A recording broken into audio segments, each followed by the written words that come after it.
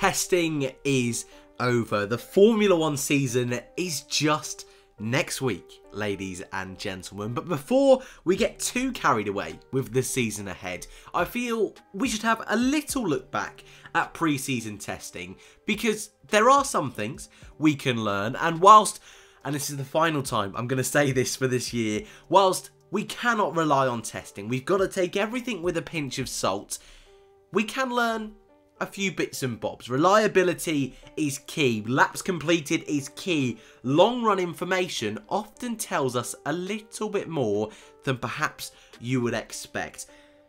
Going forward into 2020, I want to really try and amp up my content as best I can, so I'm trialing a few different things in today's video. So I would love your feedback in the comments below. But the focus is testing. What is the pecking order going into the first race of the season in Melbourne? Again, next week. I cannot believe it is next week. What are we looking for? Which teams are at the front and going to be fighting for that victory in the World Championship? What teams are in that midfield? And let's be honest, have Williams caught up? Is probably a topic of conversation I would like to explore in today's video. So if you are new and you want to stick with us for the 2020 season and keep up to date with all the news, gossip, reviews, everything in between, feel free to subscribe. But I want to start off with this. The first statistic, our first table of analysis today, is the quickest times and the laps completed of all the teams. I want to start here because I feel it's the most useless information, and whilst it's probably the statistic and the data that a lot of people will straight away look at, I highly doubt that Williams are going to be behind McLaren. I highly doubt Renault are going to be able to take the fight to Mercedes and Red Bull with Ferrari behind. Of course, it's possible. You know, it's Formula 1. Anything is, well, plausible. But it's unlikely. Tyres compound is another thing that definitely has to be taken into consideration. But does that mean that Red Bull are quicker than Mercedes? Does that mean McLaren are quicker than Ferrari? Obviously not. But it was Valtteri Bottas in the Mercedes with the quickest time of all, the only driver to reach the 1:15s. And actually, I've had that statistic in the bottom left-hand corner of almost half of my pre-season testing videos, because he did that lap on day 3. Yeah, quite a way away. Halfway through the session, not a bad effort, and we kind of expected as the days went on, day 4, 5, and especially day 6, when most of the teams completed their quickest lap of all, I expected at least someone to beat that lap time. But Max Verstappen in P2, who did do some very impressive runs late on in the afternoon of that final day, did his lap only 5/10 away on the C4 tyres. So Red Bull and Mercedes, from this data, you would suggest on one lap pace, potentially going to be the teams to beat. But I definitely think, and I'm going to explore this later on, I think Ferrari, I have a gut feeling there was some big sandbagging going on this weekend. And I know the team, through their press releases, and I want to go through a few press releases today, not over buoyant about winter testing, and I totally get that, but how much did last season sting them? Of course, we came out of testing last year expecting Ferrari to be so good. Kind of what we're expecting with Mercedes this year. So I think a lot of people will kind of be fingers crossed that we could be a little bit closer than a lot of pundits are expecting. But Ferrari, I would like to think they've learnt their lesson, have toned it down a little bit this year. So I'm still optimistic for their season. But Leclerc's best time, a 1:16.3, was beaten by Daniel Ricciardo in the Renault, a 1:16.2. Sergio Perez in the Racing Point, they are extremely elated with this year's Racing Point.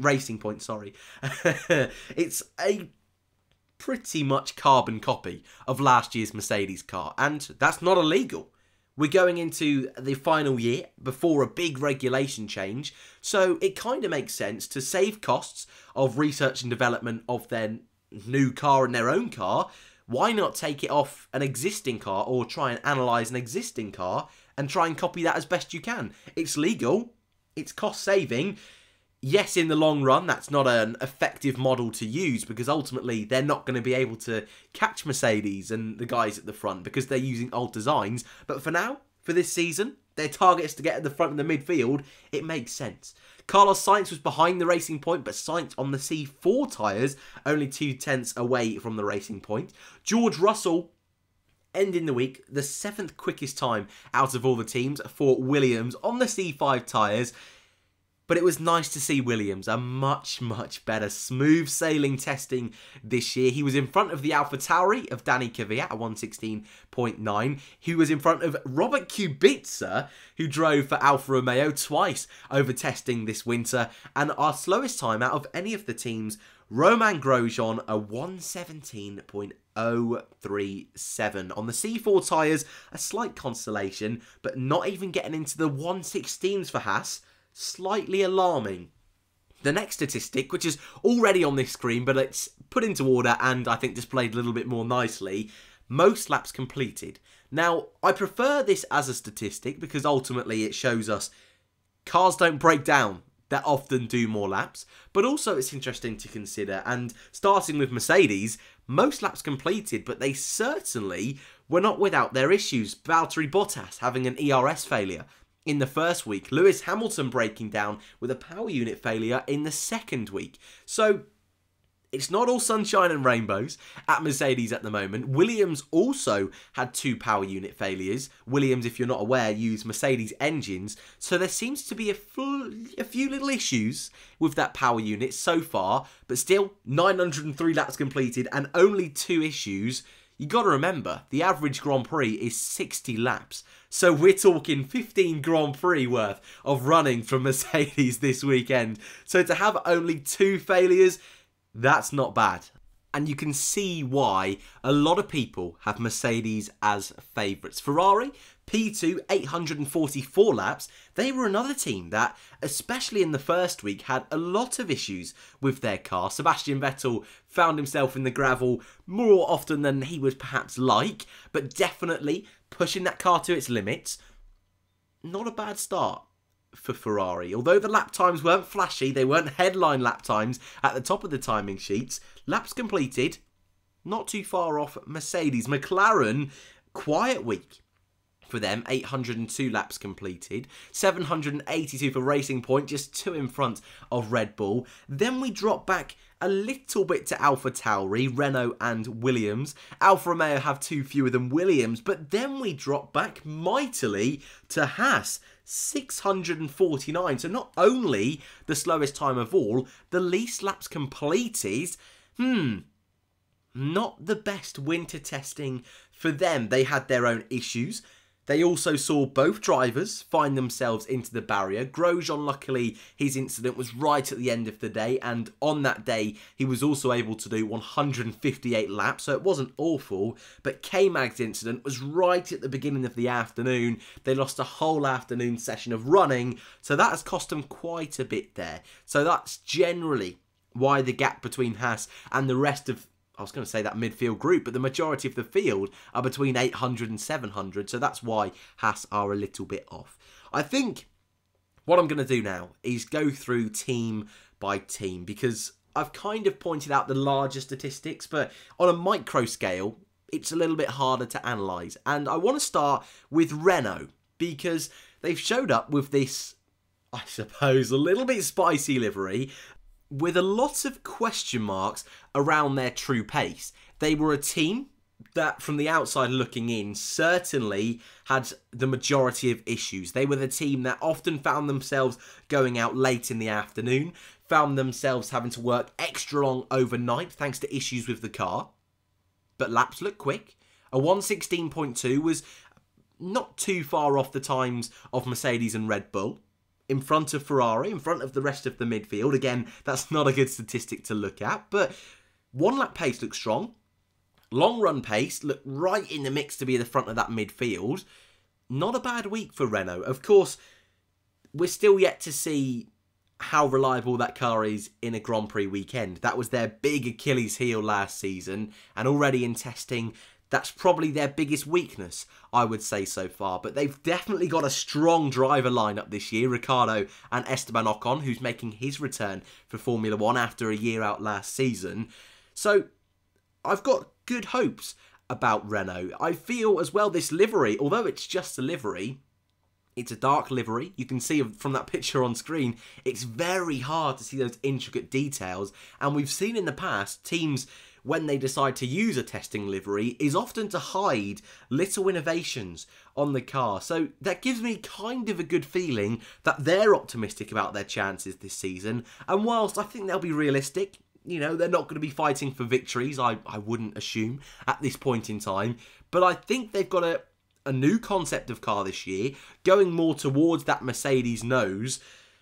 I feel good about Renault. And Daniel Ricciardo also, you can see from his statement in the team's press releases, he's really happy with how the winter went. And that kind of surprised me a little bit, thanks to the issues. But obviously they feel they've got on top of those issues. And as you can see at the bottom of his statement, he seems raring to go for the first race of the season, and that's nice to see. It's his home event, encouraging signs to the start of the season in Australia for Ricciardo. So Renault, a bit of an outlier, I think, this season, but it's looking good. Mercedes are the team I'm going to focus on next, because they're certainly the team a lot of people are expecting to be at the front, and I get that. Most laps completed, quickest lap, the only team to get into the 115s. As I said earlier, there were issues with the power unit, but when you consider how many laps they were able to tally up between not only Mercedes, but also Racing Point and Williams, to only have 4 real issues isn't too bad. We know they've got a world-class driver in Lewis Hamilton. Valtteri Bottas 3.0 this year is looking to make another step forward if he possibly can, but even if he can't, I still think he's a really solid driver within that team. So good signs for Mercedes. Are they going to be in that midfield? Definitely not. The biggest question for them is how far are they going to be at the front? Are they going to be under threat from Red Bull? So I don't want to spend too much time on them, because it's pretty much plain sailing so far for them in 2020. So I'll move on to Williams, another team powered by Mercedes, and they were the team that had the bigger of the power unit issues. Now, although they have a power unit from Mercedes, that's pretty much it. Williams are a team that love to make their own parts to be as authentic as possible, and sure, there is a chance that the reason they had their issues is the packaging of the power unit within the car. That is a totally plausible answer. 2 issues is pretty good, considering that Williams didn't even show up for the first 2.5 days of last year's testing. Not bad at all. A 116.8 puts them about halfway through the field. P7 overall out of the best times of the team. 737 laps completed. Again, it's a little bit lower down, but it's about average compared to the rest of the teams. Only beat Alfa Romeo and HAAS, but only 5 laps behind Renault. It's not awful. It really isn't. George Russell, he's going to be getting better this year. Nicholas Latifi is the one driver I am gutted for. He was the driver who had both of the issues. Not only that, he's the only rookie in 2020. And not only that, testing this year has been slapped down from 8 days to 6 days. So his running just keeps on getting chopped down and down and down. He's had a strong start, I would say. No excursions off track, a few spins, but the majority of drivers have had spins so far. Even the best have had spins so far. So encouraging signs from Latifi, and whilst I don't think he'll be on the level as Russell, I think he's definitely going to be able to prove to a lot of people he's not as bad as perhaps I think people are showing so far. The next team, Ferrari. I think probably are the team that are going to steal the most headlines out of winter testing. They did last year for all the right reasons, and supposedly this year for all the wrong reasons. Some commentators suggesting the team could be in the midfield behind Racing Point. I think that's a bit of an extreme opinion, if I'm being totally honest. As I said earlier, I think there is some sandbagging going on to a degree. They didn't run the C5 tyres until very late on in the second week. So there are definitely factors we don't know about Ferrari. Of course, that's the same for all teams. 844 laps was the second most completed. And as I mentioned, they definitely had more issues than Mercedes. So I think there's some really strong running. And actually, the final 2 days, Seb and Charles did a really strong job of extracting the most out of that car. Especially Charles on the final day did some mighty long run pace, which is really making me start to think that actually, this is where I'm thinking that they could be in the title hunt. C5 tyres was their best lap. Sebastian Vettel and Charles Leclerc, they're two drivers we know. Sebastian Vettel, 4-time world champion. Leclerc, a champion in waiting. But I want to just show you this. The Race, a new publication for 2020. I actually really enjoy their stuff so far, and I would recommend you go and check them out after the video, please, if you haven't already. A lot of the guys from Autosport have moved over to The Race, and like I say, so far, it's all good. And Mark Hughes, a long-time pundit in the world of Formula 1, crunched the numbers, he's a lot smarter than me, and came up with this chart. It's pretty basic, it's pretty straightforward, it's only testing, but this is the long-run pace between Red Bull, Mercedes and Ferrari. And this is Max Verstappen, Lewis Hamilton and Sebastian Vettel. Again, it's not a full race length. And as you can see, as the laps go on, Mercedes and Ferrari drop off a little bit, but actually the majority of those teams are very, very close. And again, fuel loads, we don't know what's going on. We don't know the setups the cars are running in winter testing, so take it all with a pinch of salt. But it doesn't look too bad. And when I saw this, I was sceptical. But when I looked into it a little bit more, and Mark Hughes has been around for so long in Formula 1. He's one of the pundits I would probably believe a little bit more than some of the newer guys. Nothing against any of the newer guys, but this guy often knows what he's talking about. So I was impressed with that statistic. So yeah, Ferrari, I don't think it's as doom and gloom as some people are saying. And I think although they're having issues at the moment so far with the coronavirus, and that's going to be a big factor, especially at the start of the season, and we hope near the end of the season, a lot of the issues with that have been at least solved. Ferrari, their car at least, looks good. Another team based in Italy, well, kind of based in Italy, Alfa Romeo, I believe still their headquarters are in Switzerland. And technically, I didn't know this either, I was discovering over the winter, a lot of their companies are still known as Sauber. So, although they don't have the Sauber name anymore, the factory is still a Sauber factory. Just thought I'd throw that out there. Anyway, their winter testing for Alfa Romeo, piloted by Kimi Räikkönen, Antonio Giovinazzi and Robert Kubica, the only team to utilise their reserve driver. A lap time almost slowest of all, a 1:16.9, not awful. 735 laps completed, not awful. But I think of all the teams on the grid, I find myself really hard to place Alfa Romeo. Where are they in the standings? Because a couple of years ago, when it was Charles Leclerc and good old Marcus Ericsson in the car, they started the season off very poorly, out in Q1 almost every single weekend. But at about the halfway point in the season, some really crucial developments came into play with that team. And by the time we got to Abu Dhabi, I remember we knew Leclerc was going to Ferrari, but Leclerc was fighting for a podium in the early stages of that race. And of course, he fell off a little bit later on. It was still an Alfa Romeo in the midfield. But Leclerc at the end of the season and Ericsson often found themselves both in the points. And like I said, at the beginning of the year, that would have been an absolute dream. So this is a team that definitely know how to develop a car. And it wouldn't surprise me, they've run a hell of a lot of different parts over week 1 and week 2. So it wouldn't surprise me if we get to Melbourne and they're right in the mix in that midfield.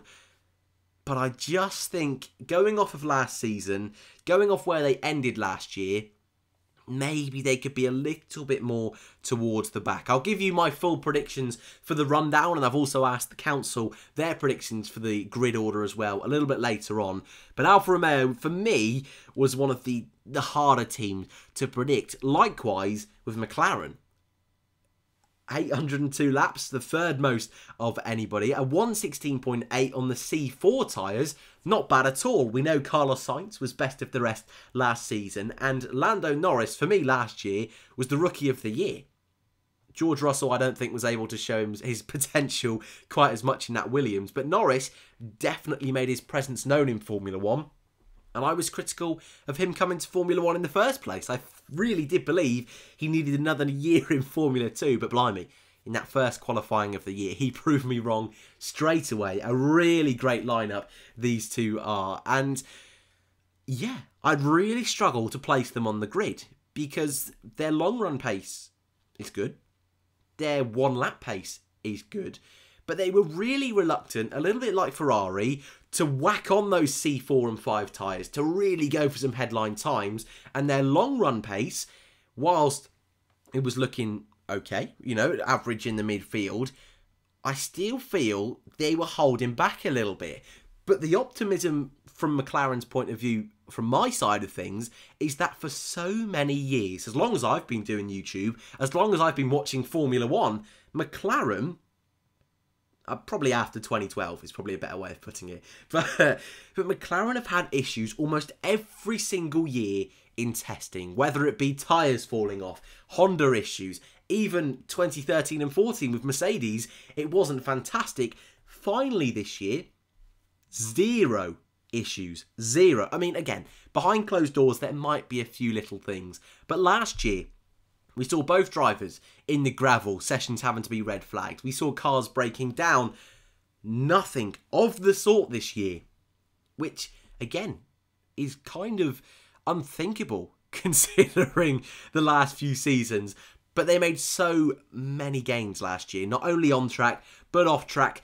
The whole vibe around the team, that's not a word I usually like to use, but the whole atmosphere around the team is so much more buoyant than it has been in seasons past. So I'm excited to see what they can do. I don't think quite just yet they're going to be able to bridge that gap to the top teams. And Zach Brown, whilst talking on the Sky coverage of winter testing this year, said he's not convinced they're even going to be able to make the jump next year with a regulation change. So take everything with a pinch of salt. I think McLaren will be good. I think they'll be nearer the front of the midfield. Only time will tell, though, for McLaren. So Alfa Romeo and McLaren, I find really hard to place. Again, another team in the midfield, AlphaTauri, solid laps completed, solid fastest lap times, solid driver lineup. But where's the car? The team formerly known as Toro Rosso have had a big rebrand this year to try and help promote their clothing company that was only established in 2016. So the clothing company has been growing bigger and bigger, but now they're taking that extra big step, coming on board with the Formula 1 program. It's still a Red Bull brand, so it's just a little bit of admin work for Red Bull in the grand scheme of things, but a really lovely looking car in 2020. Two drivers, I think, are deserving of better cars than I think the AlphaTauri will be. Two hungry drivers, ready to prove themselves, ready to redeem themselves. I think Danny was able to do that last year. I think Pierre also, in the second half of last year, was able to do that. But I definitely see this season for both of these drivers kind of a make or break season, a straight head-to-head between, again, two solid drivers that I think have real potential in Formula 1. Both scored podiums last season, albeit in quite chaotic Grand Prix. But it's really going to be who is the better out of the two, who comes out on top at the end of the season. That whilst I think Red Bull is pretty much on lockdown, I don't think they'll get a move back to that team. But I think teams like HAAS, maybe, I was going to say Renault, but I think they're pretty much locked off. Maybe Renault, maybe a McLaren if Sainz gets lured away, maybe a Racing Point if Perez moves on, or I was going to say Stroll leaves, but I think that's unlikely. But I think these two drivers are good. They've got potential, and I think their aspirations will perhaps take them away from the team in the future. So that's kind of where I'm seeing this team going. The team are happy with how winter testing went. Of course, this is a car, like I said, we had a tracing point. This is a carbon copy of last year's Red Bull car. So you'd like to think it's going to be strong in that midfield. Kvyat, he's pretty much gone under the radar over the winter so far, but his quotes seem good. He seems strong. He seems ready to really improve on what was a strong first half to 2019, but perhaps when Gasly came back, performances dropped off a little bit. So he's keen to prove himself. I'm excited for this team. A team that perhaps didn't do so well. HAAS, statements already at the beginning of the season from Gene Haas, the team's owner. He's not too sure what the long-term future of the team holds. This could be paper talk. I hope it is. But so far, testing didn't go great. As I mentioned right at the beginning of today's video, both drivers found themselves in the barriers. The only other driver that was in the barriers was Antonio Giovinazzi. No other driver on the grid was able to do that. Slowest time of anyone, least laps completed. But they are a team, to be a little bit positive, they are a team that did their fastest lap on the C4 tyres. They're a team that had relatively no issues apart from those 2 crashes. Reliability of the car was strong. Again, this is a team that pretty much have last year's Ferrari. So we've got last year's Ferrari, Mercedes and Red Bull in that midfield pretty much. So I wouldn't write them off just yet. They've definitely got a front wing that looks a little bit from seasons past, kind of going more towards the Alfa Romeo style front wing. So I wouldn't write them off just yet. And I think they're going to be fighting in that midfield, perhaps lower end. But I definitely think teams like Racing Point have made a much bigger step than what HAAS were able to do. HAAS had a lot of issues last year with their car, was great on qualifying, not in the race. Racing Point, who I'm going to move on to now, started the year pretty poorly. Of course, the year prior, 2018, went into administration. The team was bought out by Lawrence Stroll, and only last year at the halfway point did we really see that investment come into play. And now, once again, we're seeing more evolution of that. I think if you follow Formula 1, you know Racing Point have definitely been in the news, in the headlines, a key topic of conversation for winter testing because the car looks quick. A 116.6 on the C5 tyres, the 4th most laps completed. Sergio Perez, could this be his last chance to really prove himself in Formula 1? Is this Lance Stroll's opportunity to prove the doubters wrong? I think it is. I think it is. I'm not too sure just yet whether they'll be at the front of the midfield. I certainly don't think they're going to be in the top 3 like some people believe, but it's a strong start.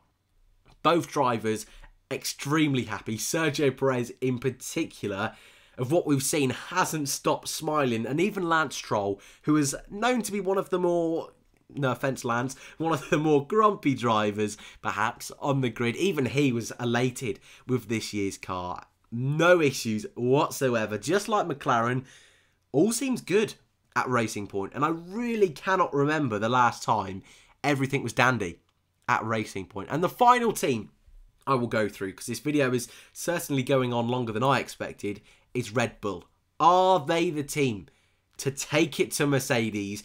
Max Verstappen, is this his year to claim the championship?